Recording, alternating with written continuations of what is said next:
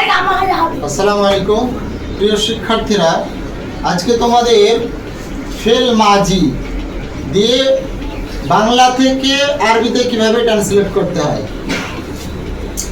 গত ভিডিওতে তোমাদের আমি শিখিয়েছি মুজারা দিয়ে, এবার মাজি দিয়ে কিভাবে করতে হয় দেখো। আমরা প্রথমেই এটার গঠনমালা বা গঠন পদ্ধতি এটা জেনে নিব। ফেল মাজি প্রথমে বসবে, তারপরে ফাইল বসবে, তারপরে মাফুল বসবে। আমি স্কুলে গিয়েছি এর মধ্যে কোন কাল বোঝাচ্ছে? অতীত কাল বোঝাচ্ছে। গিয়েছি মানে যাওয়া হয়ে গিয়েছে, অতীতকালে বোঝাচ্ছে। অতীতকাল বোঝালে মাজির সেগা ব্যবহার হয়। অতীতকাল বোঝালে কিসের সেগা ব্যবহার হয়? মাজিতে অতীতকাল আছে, আর মুজারাতে বর্তমান এবং ভবিষ্যৎ আছে।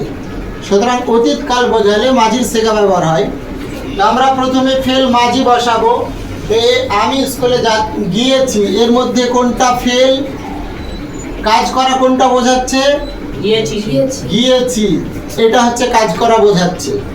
সুতরাং এটা ফেল, আমরা এটার ফেলটা বসিয়ে দিব।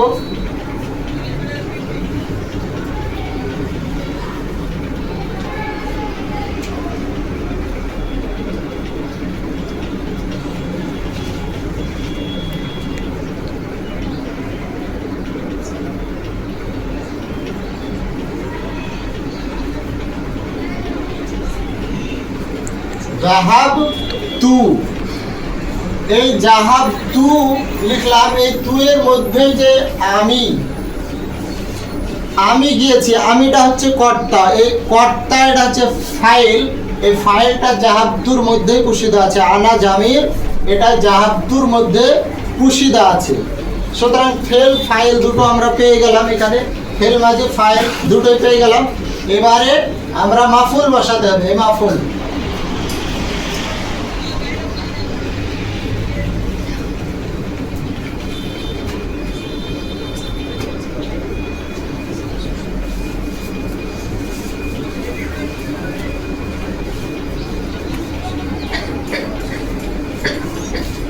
ইলাল মাদ্রাসাতি।